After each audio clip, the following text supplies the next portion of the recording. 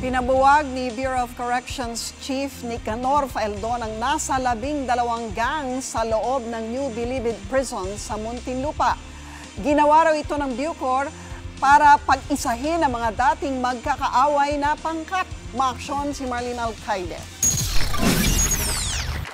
Isa-isang pinunit at sinunog ng mga lider ng bawat gang ang kanilang mga logo at bandera sa harap ni Bureau of Corrections Director General Nicanor Faeldon.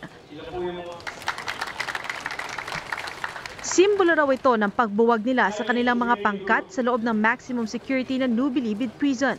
Ang leader ng Sige Sige Sputnik at OXO, naghawak kamay pa bilang patunay ng pagkakaisa. Dati na raw naisantabi ang alita ng dalawang grupo. Ang sino po yung gang, barangay na po kami ngayon. Kapatiran na po kami lahat, isang pamilya na lang po kami dito. Kung meron pang konting problema, pinag-uusapan po ng mga leader, ng mga chairman ng barangay. Nagkaroon na kami ng barangayan. Sumusunod po kami sa anumang alituntunin dito sa programa ng Bureau para sa ikabubuti sa aming lahat.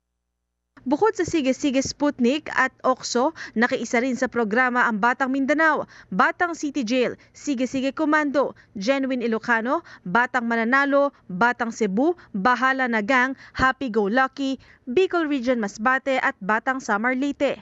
Ayon kay Faeldon, pumirma ng kasunduan ng mga gang na bubuwagin na ang kanilang hanay at hindi na masasangkot sa gulo. So I trust that they will not kill one another. Ba't sila magpapatayan? I've spoken to them seriously, one by one. And then in one room, all the gang leaders pinagsama-sama. And they've assured me that walang riot. Tiwala naman si Faeldon na tutupad sa kasunduan ang mga binuwag na gang at magiging responsable sa loob ng Bilibid. We try to show them that the government, the Filipino people will still embrace you. So wag kayong pasaway, wag yung ito yung no, that's not true. We have not condemned you for life. You are here to be transformed. So we have to treat them like human beings so that they will start acting like human beings. Yun yung gusto natin maramdaman nila. Balak din daw ng Bucor na balasahin ang mga inmates sa iba't ibang selda. Dati kasi nakabase ang mga selda sa bawat pangkat. Isusunod naman ni Faeldon ang pagbuwag ng mga gang sa iba pang kulungan sa ilalim ng Bucor.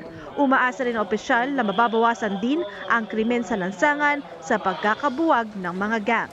So ang krimen ngayon ay pinapatupad na doon sa kalsada ng gang members, hindi na individual. So that's why they are fighting over kung sino may control ng mga gangs. Umaaksyon, Marlene Alcaide, News 5.